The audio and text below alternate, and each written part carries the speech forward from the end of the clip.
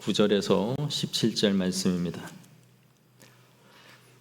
교독하겠습니다. 제가 먼저 9절 읽겠습니다. 아버지께서 나를 사랑하신 것 같이 나도 너희를 사랑하였으니 나의 사랑 안에 거하라.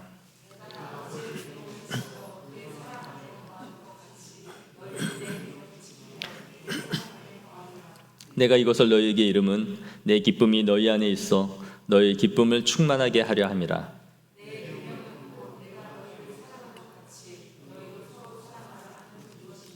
사람이 친구를 위하여 자기 목숨을 버리면 이보다 더 큰 사랑이 없나니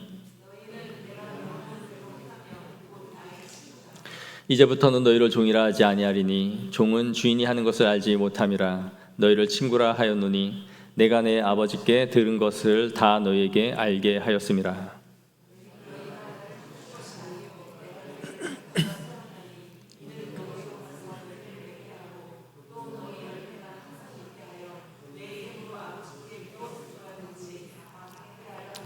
함께 읽겠습니다. 내가 이것을 너희에게 명함은 너희로 서로 사랑하게 하려 함이라. 아멘.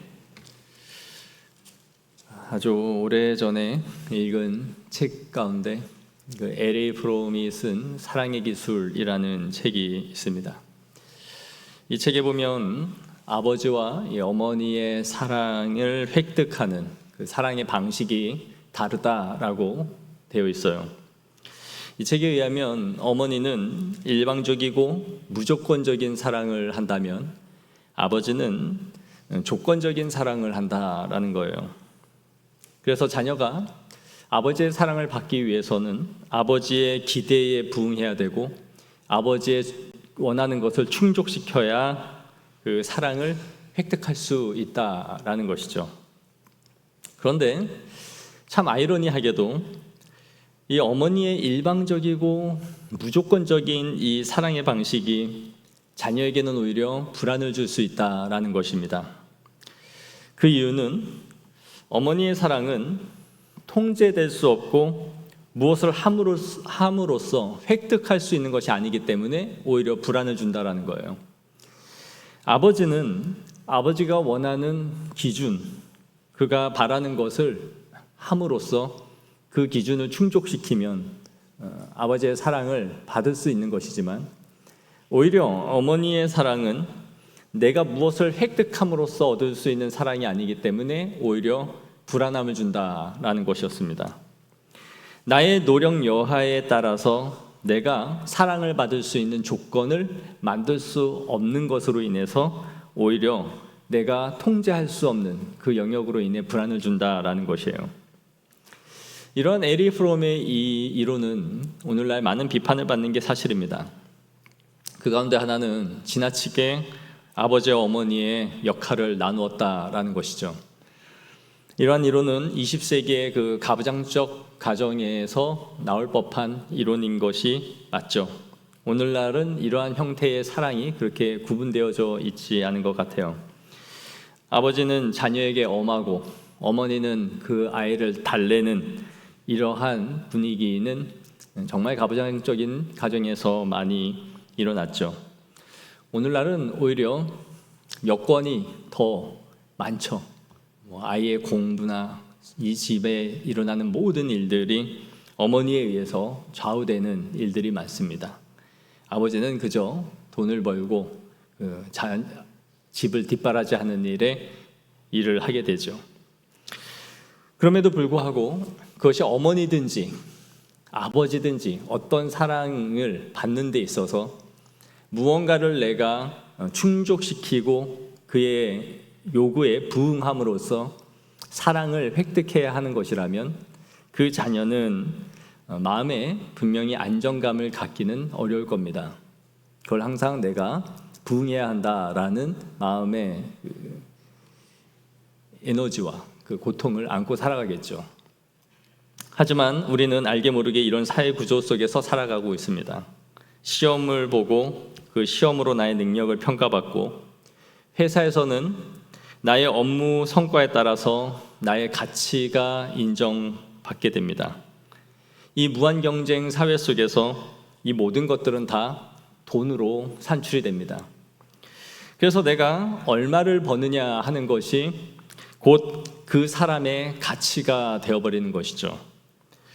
그래서 그 사람의 사회적 지위와 성공이라는 것은 그가 어떤 대우를 받고 어느 정도의 연봉을 받는가 하는 것으로, 그가 성공을 했느냐 실패를 했느냐 하는 것으로 규정을 해버리는 것입니다.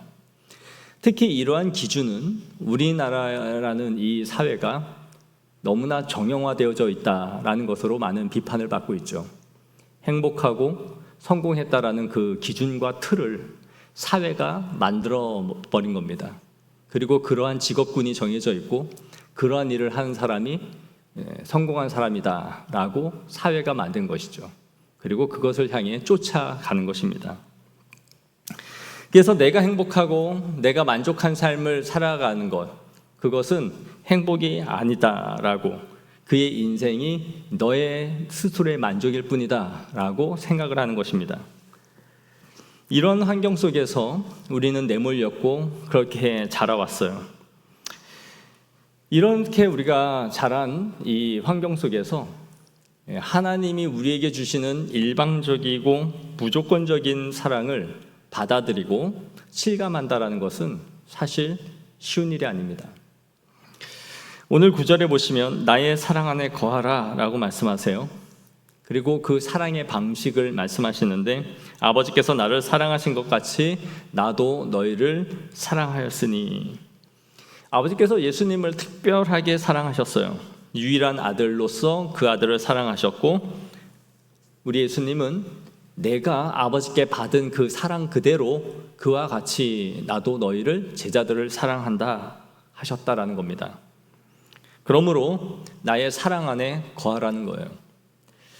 이 말은 너희가 내 안에서 사랑을 풍성하고 넉넉하게 충분하게 받으라라는 겁니다. 내 아버지께서 나를 사랑하신 것처럼 나도 너희를 그렇게 사랑할 것이니 너희도 내 안에서 그 사랑을 풍성하게 누리고 받아라, 그런 의미예요. 우리가 그리스도인이 된다라는 것은 뭘까요? 무엇보다 하나님의 사랑을 받고 있다라는 것과 하나님의 사랑을 받는 법을 배우는 겁니다. 이것이 가장 중요한 거예요. 내가 하나님의 사랑을 누리고 풍성하게 받고 살아가느냐 하는 것이 그리스도인이 되었을 때에 또 되기 위해 가장 필요한 거예요. 우리는 사랑을 받고 싶어 하지만 정작 사랑받는 법을 잘 모르는 것 같아요. 사랑도 받아본 사람이 받을 줄 알고 해본 사람이 해볼 줄 압니다. 그래서 뭔가 뚜닥뚜닥거리는 사람을 보면 그 사람이 어떻게 컸을까를 생각해 보게 돼요. 저 사람이 자라난 성장 배경이 저런 환경일 거다라는 생각을 생각해 보게 되는 거죠. 모든 사람이 그런 건 아니지만 부모의 부재가 아이들에게 채워지지 않는 관계적인 결핍과 애정의 갈증, 이런 것들을 낳죠. 부모님에게 충분한 사랑을 받고 자라지 못한 사람들은 결혼하여 자녀를 낳은 후에 사랑해주고 싶지만 마음과는 다르게 많은 어려움을 겪는 일들을 보게 됩니다. TV에서 보면 아이를 안아주고 입 맞추고 또 사랑한다고 말하는 것이 너무나 어색하다는 거예요. 부부간에도 부모님들이 서로 사랑하고 아껴주는 것을 보고 자란 그런 자녀들은 서로 이후에 결혼을 해서도 애정을 표현하고 하는 것이 매우 자연스럽습니다. 왜냐하면 그런 롤 모델들을 보면서 컸기 때문이죠. 근데 이런 것이 없이 자란 가정은 하기가 매우 어려운 거예요. 표현하는 것도 부끄럽고 뭔가 몸이 근질근질하고, 그래서 내 자녀나 아내에게 표현하는 것이 쉽지 않은 거예요. 저 역시 그런 사람 중에 한 명이라고 저는 생각해요. 하지만 그렇지 않은 이 가정의 자녀들은 사랑하지 않는 것은 아니지만 표현하는 데 어려움을 겪죠. 왜 그러냐 하면 그 자라는 과정 가운데 이러한 역할, 모델을 보지 못한 겁니다. 이런 상황에서 내가 어떤 행동을 해야 하는지를 습득하지 못한 거죠. 즉, 이 영역에 있어서 사회성이 형성되어져 있지 않은 거예요. 어떤 말을 하고 어떤 표정을 짓고 어떻게 받아주어야 되는지에 대해서 뚝딱이가 되어버린 거죠.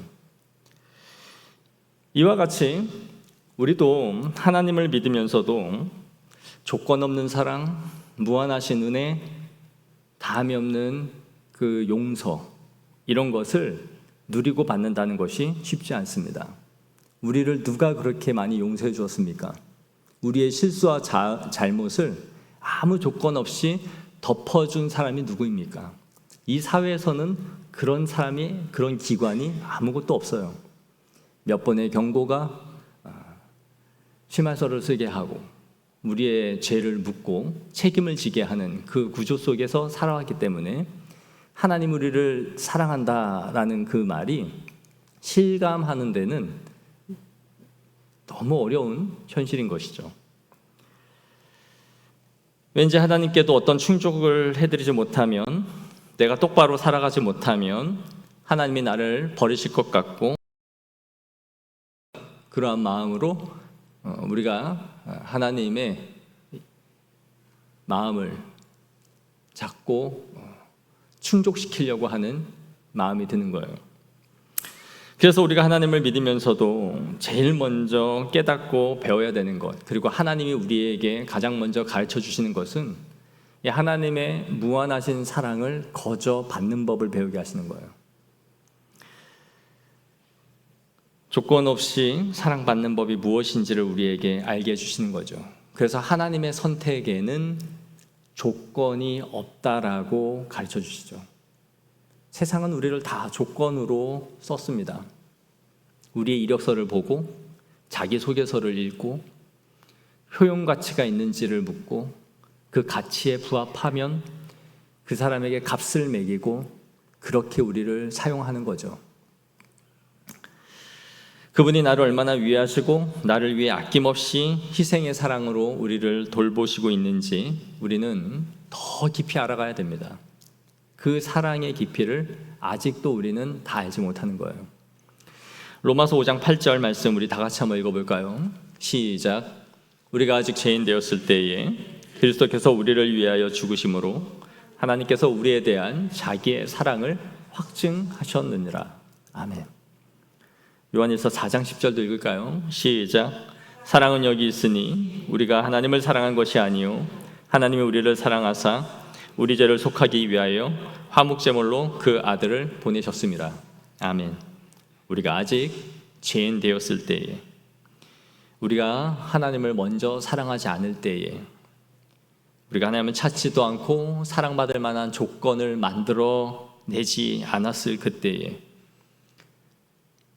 죄가 죄인지조차 알지 못하고 살아갔을 그때에 하나님이 우리를 선택하시고 하나님의 사랑의 아들을 우리에게 거저 보내주셨다라고 말씀하는 거죠.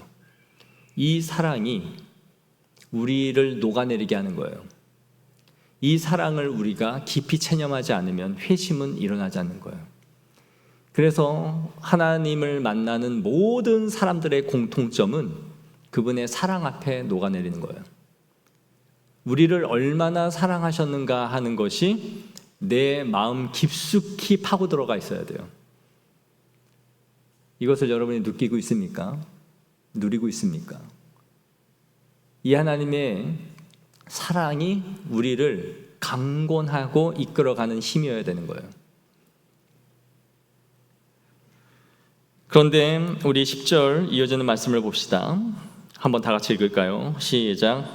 내가 아버지의 계명을 지켜 그의 사랑 안에 거하는 것 같이 너희도 내 계명을 지키면 내 사랑 안에 거하리라. 자, 이 말씀을 보면 우리가 배운 세상의 논리로 조건적인 사랑, 무언가를 만족시키고 충족시켜야 하는 사랑으로 하나님의 사랑 안에 거하고 획득해야 하는 것처럼 다시 돌아가는 것 같죠. 내가 아버지의 계명을 지켜 그의 사랑 안에 거한 것 같이 너희도 나의 계명을 지켜 내 사랑 안에 거하라고 말씀하는 거예요. 다시 어떠한 조건 안으로 우리를 가지고 들어가고 있는 것입니다. 예수님은 하나님의 아들로서 하나님의 뜻을 따라 살아가실 수 있는 분이셨고, 그래서 아버지의 사랑을 받으실 만한 분이셨죠. 그런데 우리는 하나님의 계명을 온전히 지킬 수 없는 사람들입니다. 너희도 내 계명을 지키면, 이 조건절이 우리를 좌절시켜버리는 것이죠. 내가 어떻게 그의 계명을 따라 살아갈 수 있는가? 나는 그렇게는 못하겠다. 그러므로 나는 그의 사랑 안에 거할 수 없다로 우리를 다시 끌고 들어가는 겁니다. 그러나 우리는 앞서 말한 이 사랑의 관계를 놓치면 안 돼요. 너희가 내 계명을 지키면 내 사랑을 받을 것이라는 의미가 아니라, 너희가 내 사랑 안에 거하면 내 계명을 지킬 것이다라는 의미예요. 너희가 내 계명을 지켜 행하면 내 사랑을 받는다라는 의미가 아니라, 너희가 풍성하고 넉넉한 내 사랑을 깨닫고 알게 되면 너희는 내 계명을 지키게 되어질 거야 라는 의미예요. 앞에서 지난주에 우리가 살펴봤던 포도나무 비유를 기억하십시오. 이 말씀을 그 비유와 연결시켜서 생각해야 합니다. 너희가 열매를 많이 맺으라, 그리하면 너희는 내 가지라, 그렇게 말씀하셨습니까? 아니죠. 너희가 내 안에 거하면 열매를 맺는다라는 거예요. 그가 내 안에 내가 그 안에 거하면 사람이 열매를 맺나니 나를 떠나서는 너희가 스스로 아무것도 할 수 없습니다. 즉 열매가 무언가를 결정해내는 것이 아니라 너희의 존재가 열매를 만들어낸다라는 거죠. 열매가 되면 가지로 접붙여 줄게, 그 의미가 아니라 접붙여져 있는 가지라면 열매를 만들어낸다라는 거죠. 마찬가지로 너희가 계명을 지켜 행하면 내가 너희를 안에 거하리라 라는 것이 아니라, 너희가 사랑 안에 거하면 내 사랑을 받으면 받을수록 계명을 지키고자 할 것이다 라는 의미예요. 즉 사랑은 순종을 만들어낼 것이다 라는 겁니다. 사랑은 순종을 만들어내는 거예요. 결국 우리가 계명을 지켜 행하지 않는 것은 어떻게 보면 하나님의 사랑에 대해 아직도 누리지 못하고 있는 상태일 겁니다. 상호적인 사랑이 무엇인지를 아직 모르는 거예요. 부모를 사랑하고 공경해야 한다라는 당위가 아이들을 효녀 효자로 만들지 않습니다. 유교 사회는 이러한 것을 가르쳤습니다. 유교는 도덕군자로 사람을 만드는 법을 가르쳤지 사람을 변화시키는 법을 가르친 게 아니에요. 인간의 도리와 인의 예를 가르친 겁니다. 무릇 사람이라면 이렇게 하라라는 당위를 가르친 거예요. 그러나 그것이 사람을 만들어내지는 않죠. 하지만 성경은 계명을 따라 사는 것으로 사랑을 획득하는 법을 가르치는 것이 아니라, 사랑받는 아이가 부모를 위하여 무엇을 하면 기뻐하실까를 생각하게 만드는 겁니다. 그래서 너희가 사랑 안에 거하면 나의 계명을 따라 살아가고자 할 것이다. 그리고 그 계명을 지킨다라고 말씀하시는 거예요. 하나님을 사랑하는 것이 근본 동기가 되어 하나님의 말씀을 따르고자 하는 삶으로 우리를 이끌어 간다라는 겁니다. 이것이 바로 그리스도인의 순종의 비결이에요. 고로 우리가 순종하지 못하는 이유는 하나님을 사랑하지 않는다라는 결론에 이르게 되는 거예요. 아직 내가 그 안에 머물지 않는구나. 사랑하면 하잖아요. 우린 사랑하면 합니다. 반드시 해요. 사랑의 크기만큼 합니다. 우리가 무언가에 열렬히 불타오르고 거기에 대해 온 마음을 쏟을 때를 한번 생각해 보십시오. 사랑은 반드시 열렬하게 그 일을 하게 하는 동기가 되는 거예요. 우리의 헌신도 드림도 다 이 사랑의 동기에 따라 움직여지는 것이죠.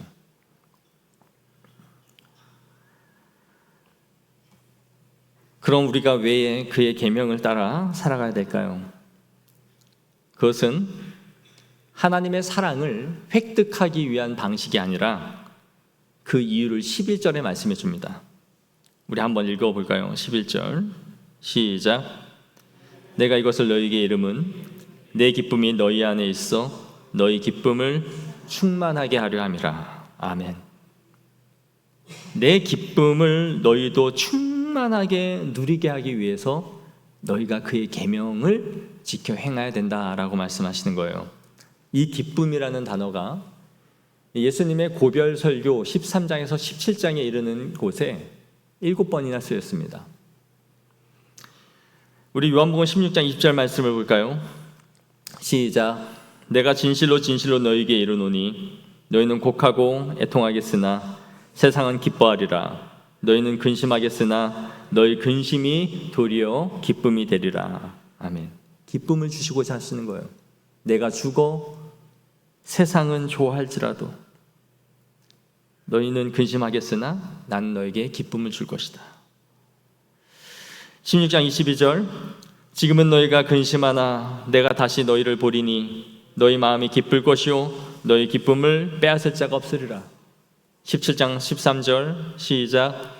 지금 내가 아버지께로 가오니 내가 세상에서 이 말을 하옵는 것은 그들로 내 기쁨을 그들 안에 충만히 가지게 하려 함이니이다. 아멘. 예수님이 계명을 지켜 행하는 것을 우리에게 계속 말씀하시는 이유는 계명을 지켜야 너희가 사랑받기 때문이다 라는 의미가 아니라 너희가 그 계명을 지켜 행할 때에 너희에게 진정한 기쁨이 있다 그 얘기예요. 우리가 성도로서 살아가면서 진정한 기쁨을 느낄 때가 언제입니까? 여러분의 기도가 응답되어질 때입니까? 그럴 수 있죠. 우리가 하나님 앞에 간구한 기도가 응답되는 것은 성도로서 누릴 수 있는 실제적인 기쁨 가운데 하나입니다. 하지만 진정한 신앙의 즐거움은 그 안에 있는 것은 아니에요. 정말 성도들이 그리스도인으로서 누리는 기쁨은 그 말씀에 순종하여 내가 그분 안에 거하고 있다라는 것을 알 때입니다. 하나님이 내 순종을 기뻐하시고 그것을 받으시고 있다라는 것을 알 때에 하나님과 자신만이 누리는 무한한 친밀함과 신뢰의 관계가 형성되고 있다는 것을 여러분은 알 거예요. 이것은 성령이 주시는 힘이기 때문이에요. 순종을 하여 나에게 버거운 그 일을 해나감으로 인해 또 할 수 없는 것을 주님을 의지하여 걸어가 본 사람만이 누리는 가장 큰 기쁨이에요. 하나님이 나를 받으시고 주님이 이것을 매우 기뻐하시는구나. 그 안에서 누리는 신령한 기쁨이 반드시 있는 거예요. 이 기쁨이 없다면 우리는 진정한 헌신이나 섬김을 감당하지 못합니다. 내 힘으로 되지 않고 순종이 부담스럽지만 하나님이 기뻐하실 것을 생각하면서 그 일을 해나갈 때에 주시는 참된 기쁨이 있는 거예요. 내 만족이 아니에요. 내 만족 내가 스스로 만들어내는 게 아니에요. 내가 이거 해냈어. 혼자 했어. 그건 자기가 만드는 기쁨이에요. 그러나 주님과 자신만이 아는 그 은밀한 기쁨이 있어요. 그 안으로 우리를 깊이 끌고 들어가시는 거예요. 우리가 성령의 세미한 음성을 듣고 깨달았지만 그 말씀을 알고도 순종하지 않을 때에 내 뜻을 관철시켜 나갈 때에 성도들에게 가장 먼저 사라지는 게 뭔지 아십니까? 기쁨이에요. 목회자로서 여러분에게 순종과 섬김을 계속 권면하는 이유는, 자발적 헌신을 말하는 이유는 여러분이 주님 안에서 기쁨을 발견하게 하기 위한 거예요. 목회자가 이거 하세요, 저거 하세요, 예배 오세요, 푸시하고 괴롭히면 뭘 하긴 하겠죠. 그런데 목회자의 눈치를 보면서 하는 것을 원치 않아요. 주님이 나를 이끄시는 그 기쁨 안에 섬김을 발견하기를 원하는 거예요.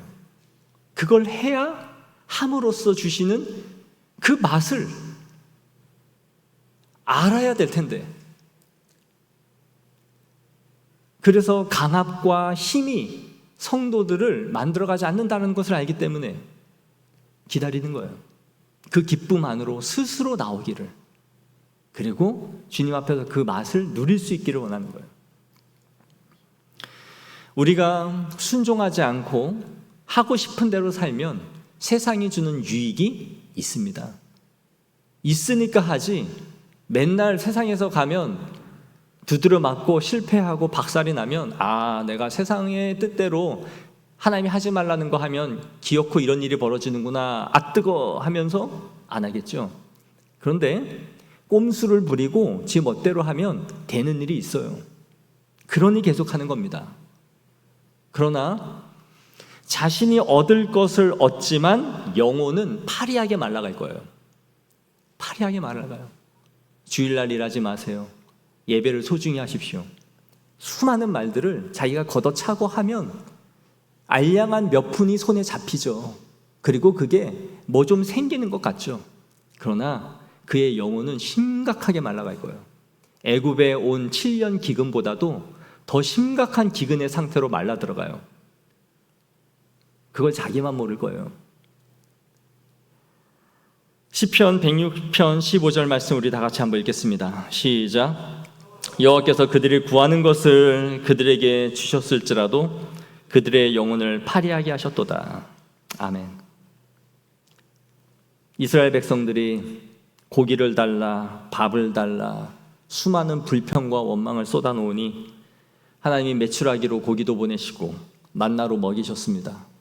그 말씀에 하신 말씀이에요. 니들이 먹는 것 실컷 먹어 배돼지는 불렀을지 모르지만 그들의 영혼을 파리하게 하셨도다. 그 1세대들이 그래서 어떻게 됐습니까? 광야에서 죽은 거예요. 실컷 배부르게 먹고 살다가 40년 동안 굶어 죽은 인간은 없는데 가나안 땅에 못 들어가는 것으로 끝이 나버린 거예요. 그 마음을, 그 경계를 우리가 알아야 하나님 앞에 순종이 기쁨으로 우리의 신앙을 이끌어간다는 것을 알게 되는 거예요. 그래서 우리는 성도로서의 기쁨의 원천이 무엇인지를 생각해 봐야 되는 겁니다. 하나님에 대한 사랑과 성도 간의 사랑을 빼앗고 방해하는 것이 무엇인지를 찾는 거예요. 그리고 우리의 소명에서 벗어나 우리의 주의와 시선을 다른 데로 이끌어 주님이 주신 참된 기쁨에서 이탈하게 하는 것이 무엇인지를 찾아 그것을 끊기 위하여 끊어버리며 태우며 하나님 앞에 기도하는 거예요. 이것이 내 영혼을 말라가게 하는 가장 큰 근원이구나라는 것을 아는 것이죠. 예수님은 오늘 이 친밀함의 관계를 무엇이라 말씀합니까? 친구라고 말씀해 주세요. 너희는 명하는 대로 행하면 내가 명하는 대로 하는 것을 행하는 그가 곧 나의 친구라는 것이죠. 이제부터 너희를 종이라 하지 않겠대요. 종은 주인이 하는 것을 알지 못하지만 친구는 비밀이 없이 내가 아버지께 들은 모든 것들을 다 너희에게 알려주는 그런 존재라는 거죠. 여러분, 이 친구라는 표현은 이 친밀함의 극치입니다. 친구의 특징이 뭡니까? 허물이 없이 자신의 형편과 상황에 상관없이 모든 것을 나누며 이야기할 수 있는 친구죠. 그게 진정한 친구예요. 걔가 좀 잘 나간다고 해서 전화 거는 게 어색하고 저놈이 약속이나 잡아줄까 싶고 그 친구가 아니에요. 어떤 형편, 어떤 상황이 있든지 만나면 친밀하고 나눌 수 있는 게 그게 진정한 친구예요. 그런 거 보면 여러분 친구 몇 명 없죠? 친구 몇 명 없잖아요. 따예요, 결국. 그런 친구들이 세상에 정말 몇 명 없어요. 따지고 보면. 아무 때나 해서 만날 수 있는 친구는 인생에 정말 한 2명 나올까요 말까 할 것 같아요. 없어요. 근데 예수님이 우리를 친구라는 거예요. 내가 하늘에 있는 아버지와의 모든 이야기들을 보고 들은 것 너에게는 내가 다 한낌없이 해줬다. 너와 나 사이에는 비밀이 없어. 넌 나의 친구야. 하나님이 그래서 아브라함과 모세를 친구라고 말씀하셨어요. 얼마나 치밀한지 출애굽기 33장 11절에 사람이 자기의 친구와 이야기함 같이 여호와께서는 모세와 대면하여 말씀하시며 모세는 진으로 돌아오나 눈의 아들 젊은 수종자 여호수아는 회막을 떠나지 아니하니라. 여호와께서 모세와 대면하여 친구와 이야기함 같이 친밀함을 나눈 거죠. 이사야 41장 8절에 그러나 나의 종 너 이스라엘아 내가 택한 야곱아 나의 벗 아브라함의 자손아 그의 자녀들을 벗 내 친구들이라 말씀하시는 거예요. 이 얼마나 놀라운 표현입니까? 창조주가 우리를 동등되게 그 친밀함의 벗 친구라 말씀하시는 거죠. 예수님 우리를 그런 관계로 부르시는 거예요. 서먹서먹하지 않고 언제나 가까이 있는 그런 친구로서 우리를 대하신다는 거예요. 그리고 이 관계는 친구는 상호적이에요. 세상 친구도 그 친구가 10번 전화하면 나도 몇 번은 전화해야죠. 한 사람이 일방적으로 하면 다 끊어집니다. 다 끊어져요. 그러나 앞에 이 말씀에 뭐라고 합니까? 너희가 나를 택한 것이 아니요 내가 너희를 택하여 세웠나니. 먼저 그분이 일방적으로 우리와 친구를 맺어주신 겁니다. 친구하자. 그리고 일방적으로 우리에게 모든 것을 말씀해 주신 거예요. 사랑하는 성도 여러분, 말씀을 정리합시다. 우리는 하나님의 사랑을 풍성히 누리는 것으로 시작해야 됩니다. 저는 우리가 모든 성도들이 우리 교회에 와서 하나님의 은혜를 넉넉히 풍성히 그리스도인으로서 무엇이 행복한 것인지를 누리기를 원해요. 이게 가장 큰 중요한 거예요. 그가 하나님의 은혜를 풍성히 누림으로 내가 하나님의 사랑받는 자녀다라는 것을 아는 것으로부터 시작을 하는 겁니다. 이것이 포도나무 비유에서 말씀하신 접붙여져 있다라는 의미예요. 그렇게 그분께 접붙여져 있으면 풍성한 사랑을 받는다는 것을 알 때에 우리 안에는 강력한 욕구가 생겨나요. 그것은 하나님의 계명을 따라 살아가고자 하는 욕구예요. 이 마음이 우리에게 불일듯해지는 거예요. 주님을 위하여 살고 싶다. 그 사랑을 주신 것에 100만 분의 1이라도 내 인생에 조금이라도 드릴 수 있다면 그것이 내 삶의 가장 큰 가치이자 의미라고 생각하게 되는 거죠. 그 안에서 주시는 것은 무엇입니까? 기쁨이에요. 내가 주님 일 하는 게 일이 괴로워. 남들 안 하는 거 혼자 하느라 괴로워 죽겠어. 그게 아니에요. 그 안에 정말 큰 기쁨이 열매가 맺히기를 원하는 거예요. 사랑과 희락과 화평이 맺혀지는 것을 보기를 원하는 거예요. 그것은 하나님의 사랑을 깨달음과 그 기쁨, 그의 계명 안에 행하고 그의 기쁨을 누리는 이 은혜의 선순환 안으로 들어가야만 가능한 거예요. 그 은혜의 선순환이 있어야 되는 거예요. 그것이 있습니까? 주님이 예수 믿는 것이 나의 십자가입니까?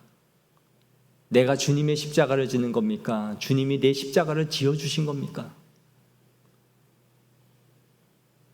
주님의 사랑을 많이 누리십시오. 주님의 사랑에 고갈되면 여러분들이 하나님 앞에서 살아가고자 하는 마음의 열망이 사그라드는 거예요. 저는 그러한 것이 사그라드는 것을 볼 때에 하나님의 사랑이 말라가고 있구나라는 걸 느껴요. 그리고 기도하게 되죠. 다시 그의 사랑을 부릴 듯하게 해달라고. 그러나 그 사랑 또한 상호적인 거예요. 하나님의 사랑을 많이 누리십시오. 그러면 우리 안에 그의 계명을 따라 살고자 하는 마음을 주시는